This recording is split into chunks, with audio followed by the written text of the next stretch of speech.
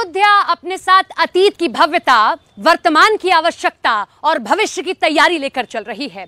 अयोध्या तैयार हो रही है 22 तारीख के लिए। इन सब के बीच में एक रिपोर्ट आपको दिखाते हैं। जो शिलाएं आपको याद होगा नेपाल से आई हैं, उनके दर्शन करने के लिए हर कोई पहुंच रहा है, क्योंकि कहते हैं ना कि भक्त को हर एक जगह पर, हर एक चीज में अपने आराध्य दिखाई देते हैं। आज उन शिलाओं से यूं तो मूर्तियां तैयार की जा रही हैं, लेकिन जहां वो शिलाएं रखी हैं, हर एक शिला में, हर एक पत्थर में, हर एक जगह पर भक्तों को अपने भगवान राम के दर्शन हो रहे हैं। उनके कथनों को सुनिए, उनकी वाणी को सुनिए, उनके भावों को सुनिए कि किस तरीके से बड़ी संख्या में वहां पहुंच रहे हैं श्रद्धालु, और हर एक शिला, जो 3 शिलाएं लाई गई, उन शिलाओं में अपने राम के दर्शन कर रहे हैं। और आप भी दर्शन कीजिए और कल्पना कीजिए, जब इन बड़ी शिलाओं से बनाई जाएगी राम की मूर्ति तो कितनी खूबसूरत होगी।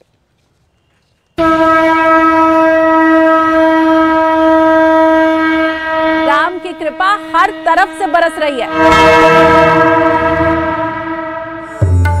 कण कण में राम, शिलाओं को प्रणाम। अयोध्या की हर शिलाओं में श्री राम। अयोध्या के राम मंदिर में राम की प्रतिमा अगले साल जनवरी में विराजमान हो जाएगी। योजना ये है कि अयोध्या में राम मंदिर के लोकार्पण समारोह के साथ ही ये प्रतिमा भी लोगों के दर्शन के लिए पूरी तरह तैयार हो जाए। मूर्ति को बनाने का काम भी लगभग पूरा हो चुका है। मूर्ति को बनाने के लिए विशेष पत्थर का इस्तेमाल किया गया, लेकिन आपके मन में सवाल होगा कि जो पत्थर बच गए उनका क्या होगा। राम को भारत में जो लोग पूछते हैं वो सिर्फ सगुण रूप में ही नहीं पूछते हैं, निगुण रूप में भी पूछते हैं। अर्थात आप ऐसे समझिए कि वो मूर्तियां जो आपको दिखाई देती हैं वो प्रभु का सगुण रूप होती हैं, लेकिन निर्गुण रूप भी होता है। अर्थात हर पत्थर में, हर कण में प्रभु का दिखाई देना। और सनातन संस्कृति में दोनों का ही महत्व बताया गया है। कबीर दास ने भी कहा है कि निगुण राम जपो रे भाई।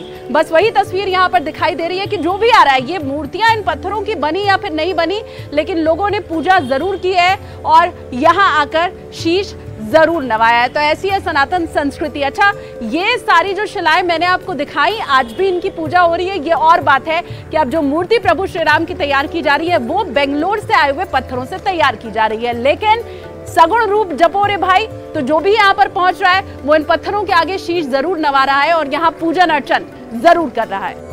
कारसेवकपुरम में श्री राम की मूर्ति के निर्माण के लिए 4 जगह से पत्थर मंगवाए गए। पहला, नेपाल से लाई गई शालिग्राम की शिलाएं। दूसरा, राजस्थान का मकराना पत्थर। तीसरा, कर्नाटक का आर्कोट स्टोन। और चौथा, ओडिशा का पत्थर। जो पत्थर श्री राम की मूर्ति में इस्तेमाल नहीं हो पाए, उन्हें भी अयोध्या में जगह दी गई और उन्हें भी श्री राम का ही अंश माना गया, क्योंकि कहते हैं ना, कण कण में राम है।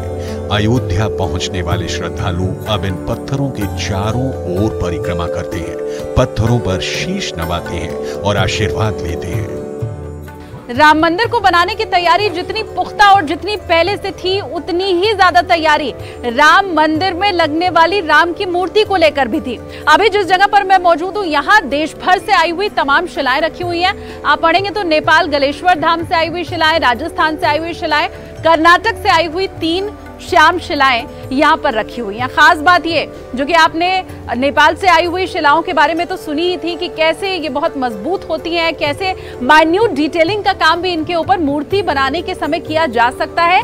और ये तमाम इस पत्थर की खासियत है, वैज्ञानिक बात है। लेकिन भारत और सनातन संस्कृति तो वो है जो कण कण में राम को ढूंढती है, हर पत्थर में, हर जगह पर राम को ढूंढती है। तो अभी ये लगभग वैसी ही जगह मैं आपको लेकर के पहुंची हुई हूँ। ये जो आप देख रहे हैं, ये भी नेपाल से ही गलेश्वर धाम से लाई हुई शिलाएं हैं। आप देखिए कैसे लोगों ने पूजा पाठ किया हुआ है। ये जो यहाँ पर आपको रोली चंदन दिखाई दे रहा है, बगल में तुलसी का पौधा आपको दिखाई दे रहा है।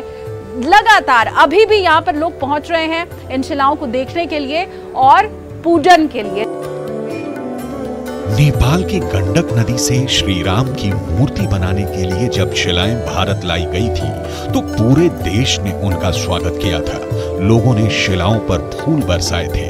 उनकी पूजा इस आस में की थी कि इन्हीं शिलाओं से भगवान राम की मूर्ति बनेगी। शालिग्राम एक प्रकार का जीवाश्म पत्थर है। ये बहुत मजबूत होता है और मूर्ति बनाते समय इस पर बारीक कारीगरी की जा सकती है। शालिग्राम शिलाओं के अलावा अयोध्या के राम सेवकपुरम में श्री राम की मूर्ति बनाने के लिए देश के अलग अलग कोनों से शिलाएं लाई गई। कर्नाटक और राजस्थान से लाई गई शिलाओं को अयोध्या के राम सेवकपुरम में रखा गया।